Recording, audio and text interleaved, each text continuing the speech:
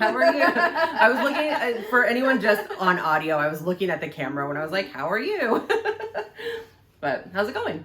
Good. Yeah? Yeah, just enjoying the summer. Yeah, what are you been up to? It's coming to like a huge close, I feel like, already. It is only the beginning of July. I know, but Halloween is already out in the store, so it feels like it's ending somehow. It is not pumpkin spice. 4 weeks. Pumpkin spice comes in 4 weeks. Let us just have summer. Oh my God. Can you let us have summer, Starbucks? Yeah. It's coming out in August. I know. Basically July. I know. This is ridiculous. Fall. Chill the fuck out. I am enjoying the summer though. Yeah. We've been spending a ton of time at our local pool. That's like nice. Our HOA pool. That's nice. And Jenny swims, and there's always another like family there that we know.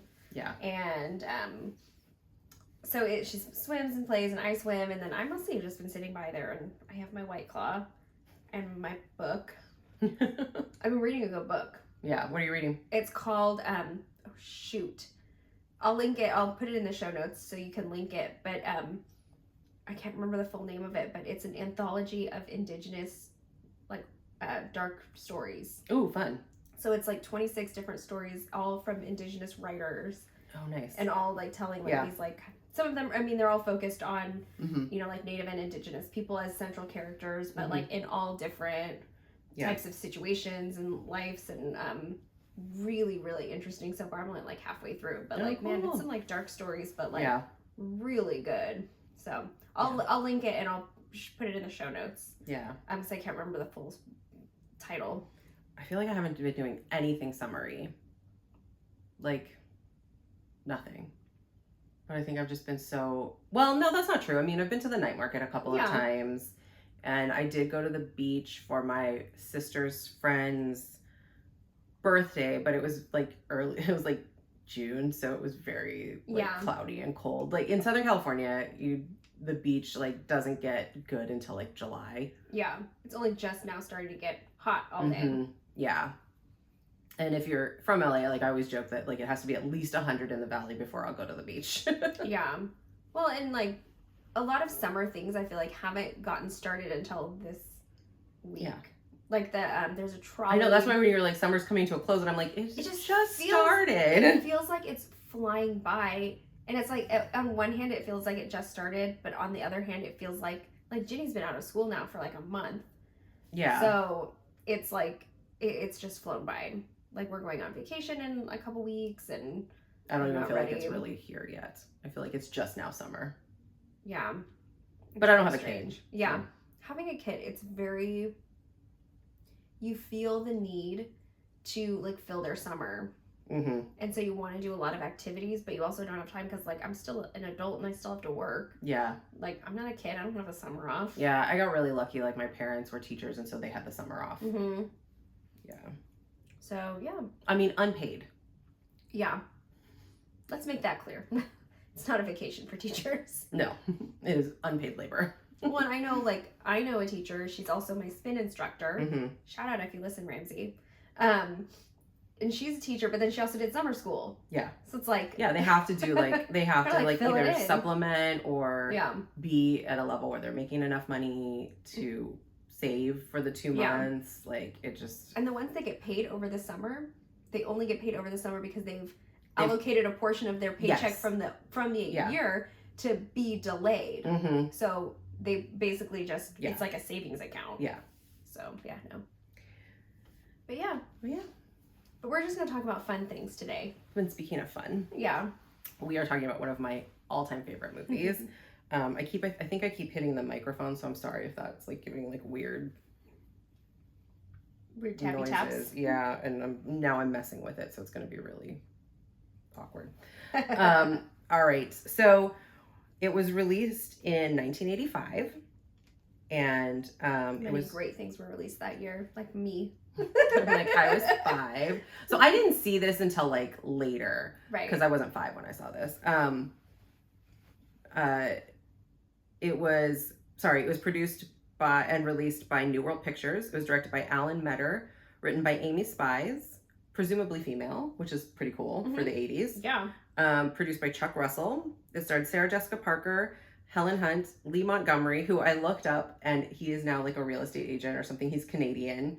I wondered because when I was looking up, like, it'll show like a picture of them as I'm doing like in Wikipedia and it stuff. was still like his 80s headshot. It was still his 80s headshot, so I was like, oh, he must not be making movies anymore. No, he's like a real estate agent or something. I love that. And Shannon Doherty, who I like to call Baby Brenda Walsh. And Jane. So the story is that Janie, played by Sarah Jessica Parker, has always followed the orders of her strict Army Colonel father until moving to Chicago, home of her favorite show, Dance TV. She meets Lynn, Helen Hunt, who is carefree and talks Janie into just having fun, disobeying her father for the first time to enter a dance TV competition to join the show. And as a finalist, she's paired up with rough and tough Jeff, which is funny that that's how he's described because he is not at all rough or tough. But he rides a motorcycle. Yeah. Lee Montgomery. And together they get ready to compete against newly acquired arch rival Natalie, who is backed by her wealthy father. You can watch it on Tubi, Pluto TV, or subscription with Amazon Prime, Philo, or YouTube TV. I watched it on Paramount, I think. I watched it somewhere. Oh, maybe I did watch it on Prime. I think I watched it on Prime. I think I watched Mean Girls on Paramount. And we just talked about Mean Girls last week. Yeah. Earlier today when we're recording this, but last week for you all. So that's where because I did watch it again because I was like, what a good excuse to watch. Like I could recite the movie, but what a good excuse to watch it again. Right. It didn't hurt to watch it another time. Yeah. And so when I first saw it, I think I was probably in like 3rd or 4th grade. So not long after it was released, but I didn't see it like in the theater or anything because I was too young, obviously. I have no idea when I saw it or how. Yeah. I feel like it was just one of those movies that I like accidentally happened upon. Like, this looks interesting when I was like probably young, elementary, middle school maybe. I mean, I was 0 when it came out, so definitely didn't see it then. 0. It was brand new. It was just a thought in my mom's belly, I guess. I don't know. A fetus. And anyway, so it was just, it's just one of those movies I saw and I really enjoyed, and then it, I just every now and then, like, it would be like on TV and I'd watch it, and I miss those days of like just finding random movies on TV, like, okay, I'll watch this. Yeah. Like, that's when I saw, like, When You Were Sleeping and, like... While You Were Sleeping. Like, all these random movies that I'm just, like... I don't think I ever would have picked them up if they weren't just, like, randomly on television. I miss the days of, like, TV, like, just randomly, I miss having cable for that. Just, like, turning on the TV and, like, having some random movie that I know be on. Yeah. And just having it play in the background. Like, it's like a total first world problem, right? Yeah. Of, like, not... being able to just turn on the TV and have something be on. But it always happens because I live alone, right? So I eat a lot of dinner in front of the TV. And with 2 other people, and we eat a lot of dinner in front of the TV. But, so it's like kind of weird to like, you're sitting there with like your dinner ready, and then you have to spend like, if you don't already know what you want to watch, or you're not in the middle of like a binge of something. Like, it's like, what am I going to watch? And then you're like, and like 20 minutes later, like your food's cold and you're just like, I still haven't decided what I'm watching so I can eat my dinner. You can't start eating until you figure it out. Right? Yeah. Because otherwise it's distracting. Yeah. I'm the same way. Yeah. Very like, but yeah, then I watched it again and I just remembered how much I loved it. Like, it's so good. If you haven't seen it, stop, go watch. We say that all the time. I know. Stop, go watch it, and then come listen. Because it's so good. And it's like a reasonable movie length. It's like an hour and a half. Yeah. I don't know when we started deciding that movies... Like, I remember when movies used to be like an hour to an hour and a half. And then all of a sudden it was like an hour and a half to 2 hours. And then it was like 2.5 to 3 hours. And now movies are like 4 hours long. And I'm like... They can't. Just be a TV series. Yeah. Please. Like, what was it? Like, Avengers Endgame was like 3.5 hours. And I'm like... It was so long. No. Well, so now long. It's not even... We have so many things that aren't movies. They're just like Game of Thrones that are like movie quality, but it's like... Yeah. TV really... 8 hours of a movie. Yeah. TV really changed, I think, a lot. I think a lot of it was like digital because it was so fast. Yeah. To edit, like film... Anyway. Yeah. We could get into the mechanics of it all. But yeah, I love this movie. Yeah. It's fun. Yeah. I like made notes. I make notes as I like watch through. I don't Same. like go back and like think about it later. I have like a very like organized notes, but yeah, these are my thoughts while watching that I jot down and they're mostly like commentary. Yeah, my first one though was like the rotating closet origin story. And I love that like Clueless threw that little nod in because like it's like two of my favorite movies, and like I don't know, I love this movie. I love it so much. Yeah. My first thought was I hate it. It's literally the beginning of the movie. I hate it so much when teachers make new students get up and tell their story in front of the other kids, especially when they clearly don't want to. Yeah. It was read the room. I think because I went to school like on military bases, like I don't know that was that a common thing? I can't remember. Or that would just be like every day you're introducing it might have been student. Like it might have been in elementary school, but definitely when you got to like junior high and high school when you were changing classes, like it wasn't really a thing, you know, because it was just like you're not going to do that 7 times in one day, you know, and I think like teachers were like, who's new? I mean, no, teachers in Dodds and like in our schools were very clear on who all of the students were, but we had like normal class sizes. We had like 25 to 30 kids in a class, like when I was growing up, you know, as opposed to like now where there's like way more, I think in some schools, like it might have even been like 20 to 25. Yeah. Like 30 was like a big class. Because I think like 35 is the cap in Ginny's district. I don't know. Which is so many kids. Yeah. But like most of her classes are at like, this is elementary. Yeah. Are 25 to 30. We have a few that are like 18, 19. I'll have to ask my mom because maybe it was even like 50. Like I don't remember, but it was way smaller. So that makes me think is like, was it 15 to 20 kids in a class? Like probably. Yeah. You know, and I'm trying to think of like how our little desks were arranged and like, you know, there were some teachers that did like the quad where like 4 desks, you know? Yeah. And I'm like, maybe we only had like 5 or 6 quads, you know? But that wasn't interesting because it was a private school too, so it is different. It wasn't private school, but it's not public school. No, I mean in the movie. Oh, in the movie, yes. So anyway, so yeah, totally. But it sets it up. I mean, it's also a plot device, right? Right. Of, like sometimes you did have to do that. It allows us to introduce the character to the audience. Yeah, but it's also a plot device. But yeah, it's mean. Yeah. It's just mean. But I love Janie, of course, but I think Lynn is probably my favorite character. Oh, of course. I want like all of her dinosaur clips. Yeah, the scene where she like rips off the sleeves and flips the skirt bus around and is like, Velcro is the best invention since. I love when she's like, I just know I must be horny. She's so good. Yeah. And the scene where she's babysitting and the baby's like sitting in the pizza. Stinky Linsky. Yeah. I just love all of her hair stuff. Like, I think I do really keep hitting this mic and I'm really sorry. I'm sorry to the editor. But like, I love her dinosaur clips and her grasshopper hat and her spaceship clip. I just love like all of her like weird hair accessories. Yeah. But yeah, I also wrote like, everyone needs a Lynn Stone in their life. They do. Yeah. She's such a good, supportive, like, let's make it work and let's figure out how to get you there and like pushes you to like challenge yourself and to have fun and not take things so seriously. And, you know, Janie's been so proper, you know, being raised like by this very oppressive father figure who is so controlling and regimented.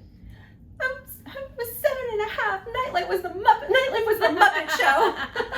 I wrote down that quote too. Oh my god. Oh my god, I love it. But I did laugh. The biggest lesson from most 80s movies is that you cannot keep a teen from dancing, and the more you try, the better they are at dancing. It's a very Footloose kind of message. It is very. We should do that. Ooh, yes. Yeah, we should talk about Footloose. I also really love, like, I'm just thinking about the relationships, right? And I really love, like, Lynn, and I really love the little brother and how he's, like, her little accomplice and everything. Yes. Like, he antagonizes her, but also he's like, hey, like, Sister Natalie called. Dad knows you did, like, right? You know? It's like, oh, God, he knows I skipped choir. You know, and the relationship with the dad is, like, really, I like the turn. Yes. You know. It comes at the end. I did write that too, of like you've got the rich dad who finally, you know, talks back to Mm-hmm. the daughter and it puts her in her place. And then you've got the oppressive dad that like sees her dancing in all her glory and is like, you're right, I've been wrong this whole time. And I'm like, this is such an 80s happy It's ending. such an 80s movie, but I love it so much. Yeah. I loved the what's his name? Jeff's dad. Yeah. And like I wrote that of like he's such a good example of a supportive dad who, you know, he really wants his son to have a skill, Mm-hmm. to have something that he can do to like make a living for himself. But even through all of that, he supports him as a dancer, Mm-hmm. even when his job is on the line. Yeah. And then he's at the bar with his buddies, like, that's my kid, watching him on TV. I feel like it's also that 80s, like, anti-rich, like, anti-yuppie kind of movement that it was. Because it's like, here's this, like, blue-collar, salt of the earth, American, Midwest dad. Who is, like, the only dad that supports his kid. Right. You know? He gets it. But you gotta have a skill, Jeff. Yeah. But like it's it's like practical but supportive. Yeah. You know? Yeah. Like I get it. You be you, like you like do your dreams, but like you need But just in case. Yeah. Yeah. Have something to fall back on. Sorry. And then here you go. Sorry, my notes are in my phone, which is there. It's videoing. And yeah. But yeah, I mean, I do think there is an absence of moms. I mean, because like Janie's mom is like, she's there in the background. She's like a portrait on the wall, practically. Yeah. You know what I mean? Well, she's not very really much like that. Like she even says, like, you know, pick your battles, but it's like, you gotta pick our battles. You gotta let him win the battle so that we can win a war. Like, whatever that means. Yeah. It's like maybe just stand up to your husband a little bit when you know he's wrong. Yeah. Yeah, that's the only mom that we see. We don't see like Rich Natalie's mom. I'm assuming she's dead. We don't see Jeff's mom. I'm assuming she's dead. Yeah. It's very Disney princess situation. See, I assume that Natalie's mom is just like at a spa somewhere. Oh, I just assumed she was dead. Yeah. And that's why her dad spoiled her. That could be it too. Yeah. But yeah. Yeah. You know what I really was pleasantly surprised about watching it again from the lens of this podcast? Yeah. Was that it was so not problematic. Yeah. Like, it wasn't perfect. No. But like, there were really no moments where I was like, ugh. Yeah.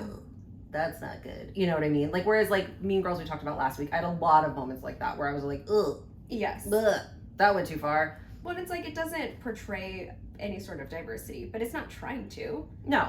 It's telling a story, and it doesn't tell the story at the expense of anybody else. No. And like, for what it's worth, being made in 1980, I did it again. Being made in 1985, like there were still Black people in the film. Right. Like it wasn't all but a bunch of white dancers like in the competition. Yeah, like, there were the two girls. There were the two girls. There were other Black dancers too. You know what I mean? And there were like mixed race couples, and like it was I don't think it was trying to be progressive, but I think it gave like a good sense of like what urban culture might have been like in the 80s, you know? But yeah, I don't think we thought about it as much, you know, back then. And so I think it did it without trying. Yeah. It was better, but it wasn't, I mean, obviously it wasn't perfect, but nothing is perfect. Yeah. And nothing's going to be perfect. I think my final thought it's not the final thought of this episode, but my final thought watching the movie was that if you never stop a teen from dancing, will they still dance? And I'm like, yep, nothing deeper than that. If you give a mouse a cookie. Yeah. Like, that's it. Just, yeah. It's just fun. It's just a fun movie. And it's one of those movies like that made me, I just love it so much. Like I wanted all the outfits. I especially wanted the outfit that like the Janie's competition outfits. Oh, the pink pink pants with the little like white crop top. Yep, wanted it. Yeah. Yeah, there was so much to love about it. I think it was just fun. I love that, like, I don't know if this is like this theme in the 80s, because we see it in like Goonies, we see it in I don't know, I can't think of any others right now, all of them, where like it's this like villainization of the uber rich and the wealthy. They're always the villain. They're always and like the underdog is always the you know, like Jeff's character and the like the blue collar dad, like they're portrayed as the good ones and stuff, and then we just see like the rich people just try to ruin everything, and then at the end they don't get what they want and they just pout. Goonies is like that. There was something else that I was just thinking of while we were talking about it, but yeah, and I think that's like that pushback on that yuppie 80s kind of, you know. But I always find it fun. I wish we did more of that now, Hollywood. Yeah, that'd be nice. We do a lot of glorification. Yeah. And of wealthy. Mm-hmm. And it makes it feel... It's just not telling our stories. I mean, like, look at our reality shows. They're all about rich people. Right. When they used to be, in the 90s, about normal people. Just selected to live in a house together. Just people living in the real world. Yeah. What happens when you take 7 strangers and put them in a house together, however many there are, real. like 14 strangers, whatever it is, like, and things start getting real. Oh, man, though. Was it Seattle when Cyrus slapped that girl whose name I can't remember? Yes, that was Seattle. Yeah. Or was it San Francisco?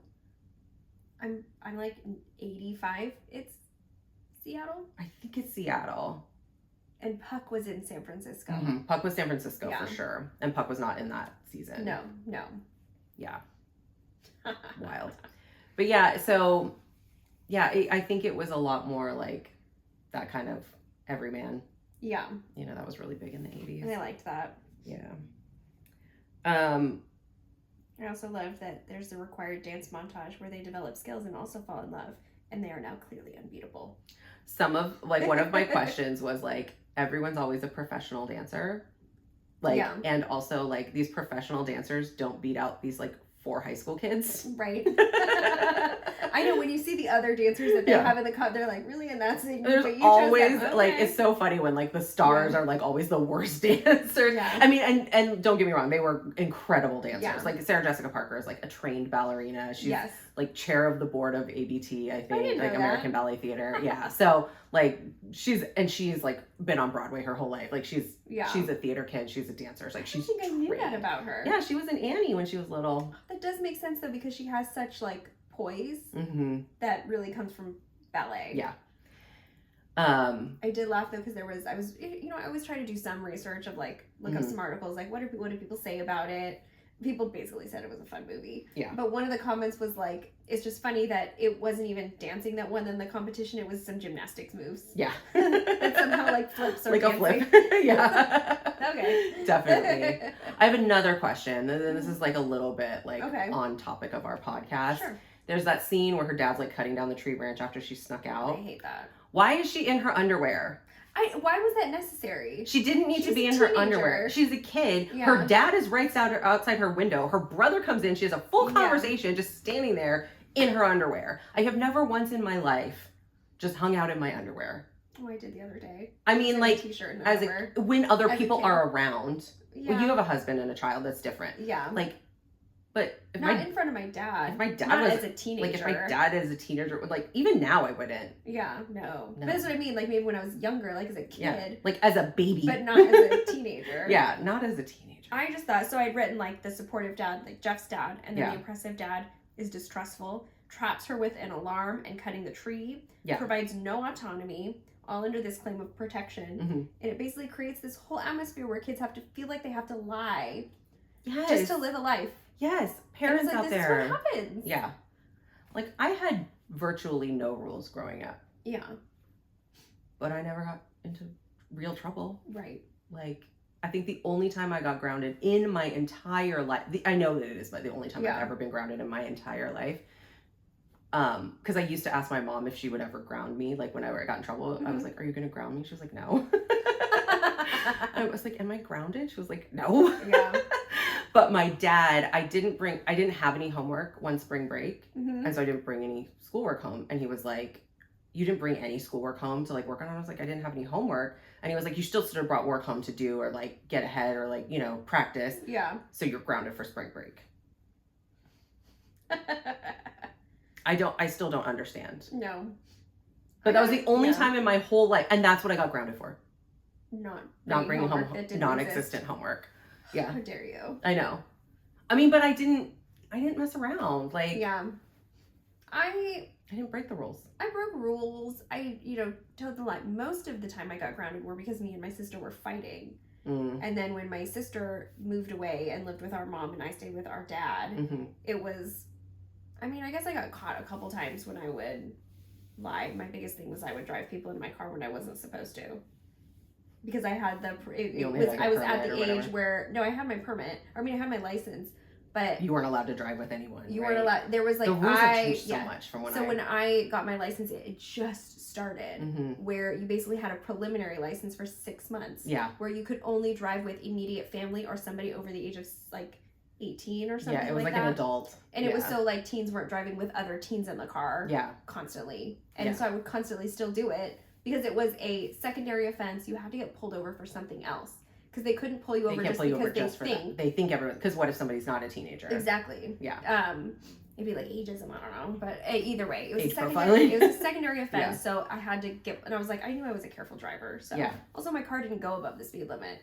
It was like terrible little Ford Tempo. Oh, barely got up the hill. A Tempo. I know. So like it. So I mean, I know I got caught one time, and I got grounded for that, but. I did once get grounded because I had a boy over when nobody was home. That was a big deal. Yeah, in Germany, like most of us didn't drive because you couldn't drive until you were 18 unless you were on the base. So like kids on the base would drive, but I didn't live on the base, and so like if anyone was coming over, like their parents had to drive them, or like my mom had to like drop me off somewhere, or like you know what I mean. Like there was no.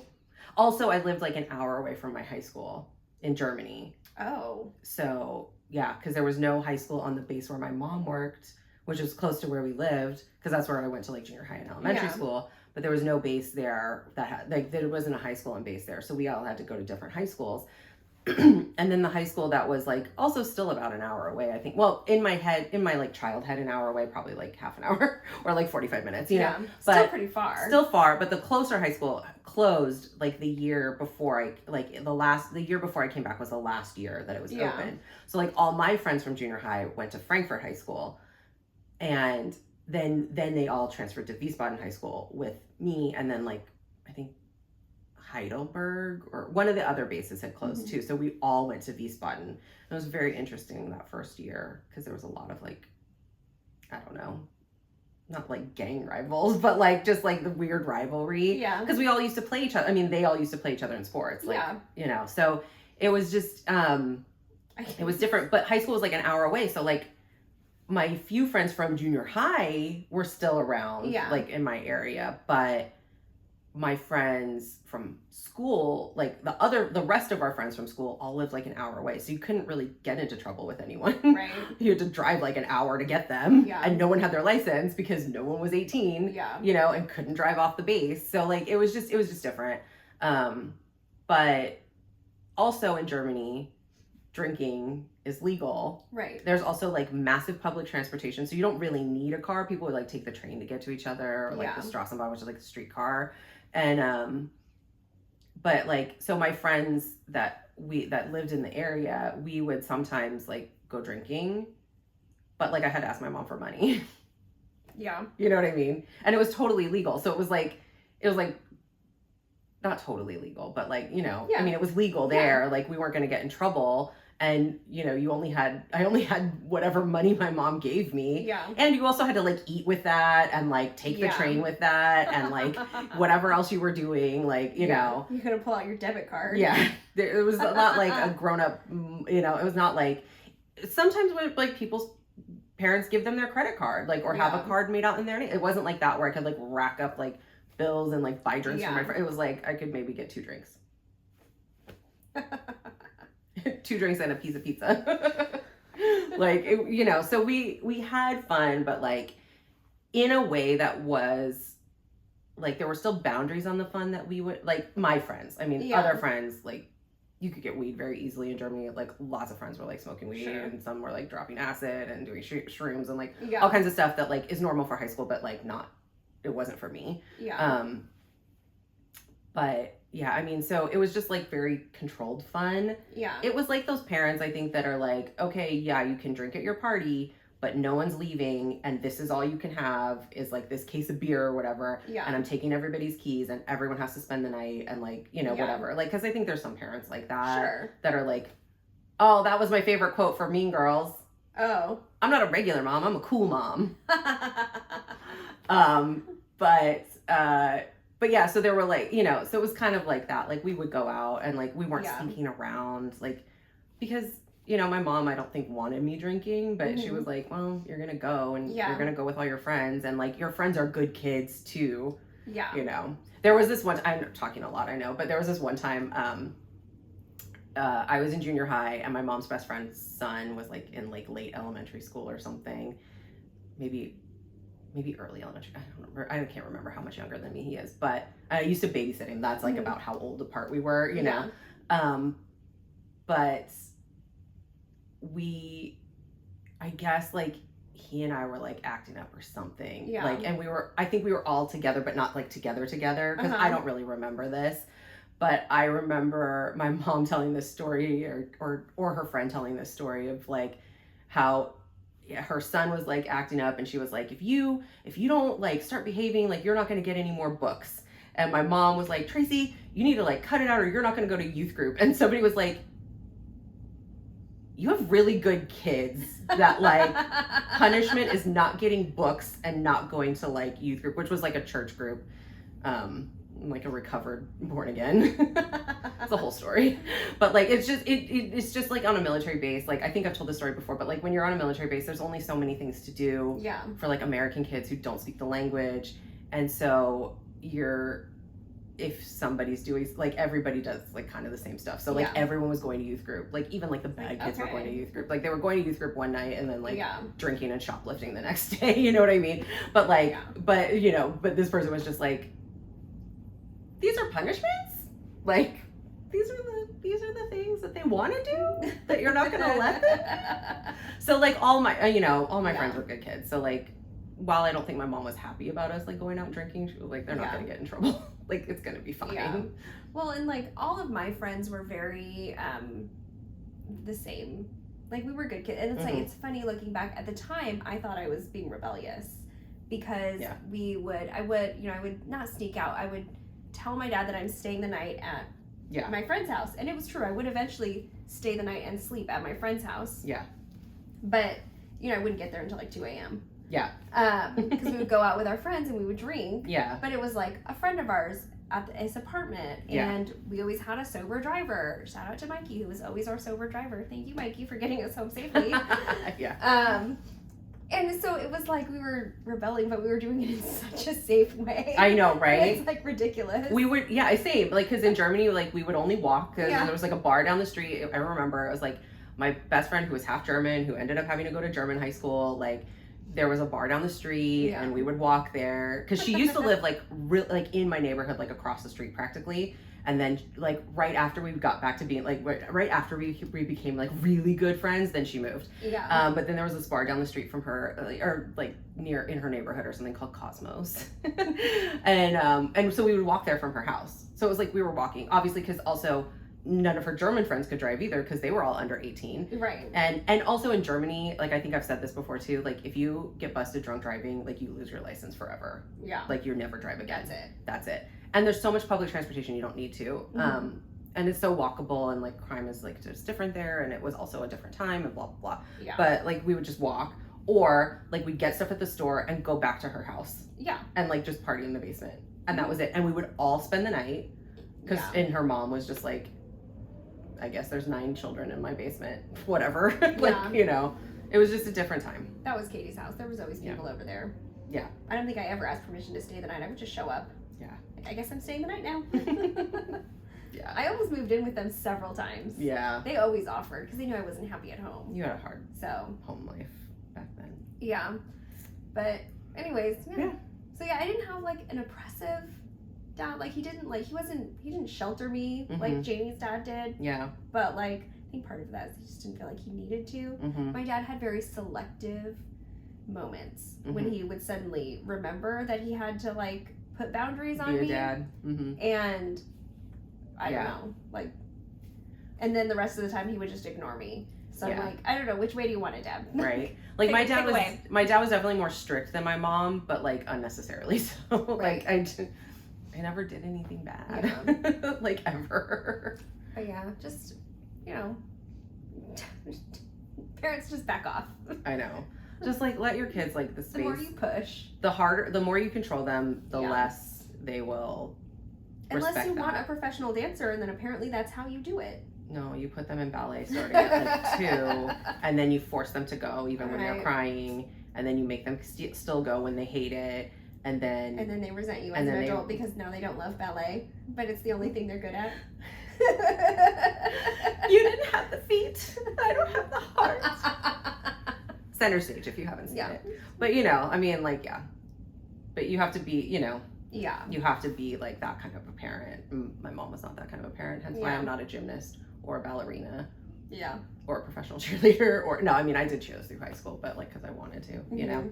But, like, there's a lot of things that, like, I'm not because my parents weren't insane. Yeah.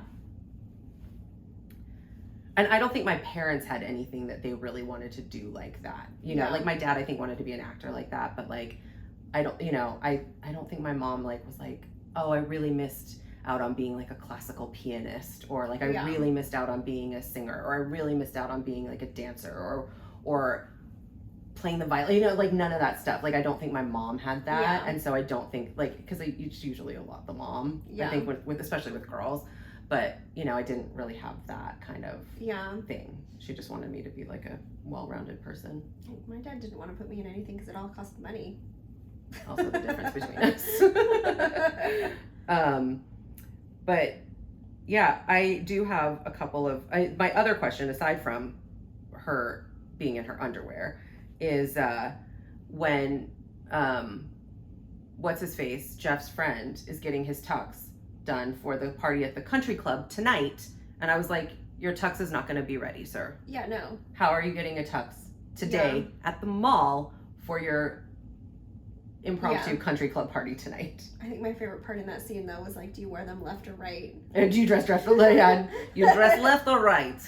Like, well, my closet's on the right side of my bedroom, unless I have to wear something out of the hamper, which is on the right side. Yeah.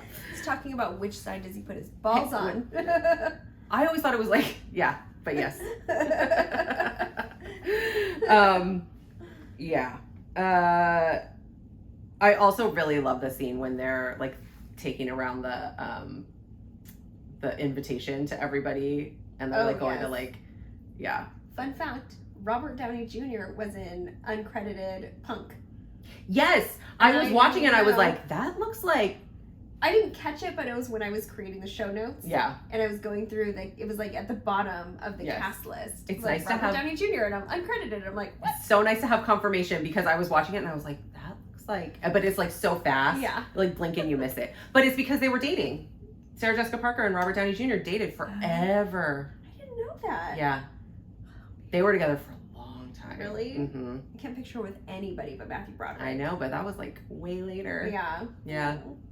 Yeah, she was with Robert Downey Jr. for a long time. Yeah. So that makes sense as to why he would. There's a really good 80s movie with him, and I can't remember the name of it. Can't Buy Me Love? Can't Buy Me Love. Patrick Dempsey is in that, but I think Robert Downey Jr. might be in that. Then what am I thinking of something else? I'm thinking of Patrick Dempsey. Probably. I fix him up a lot.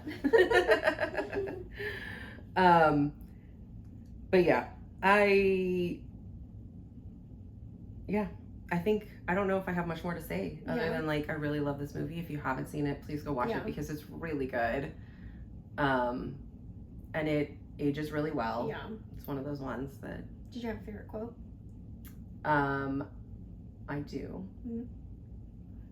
It is when Jeff comes to see her at school, and the nun is like, "Stay away from him, he's a boy!"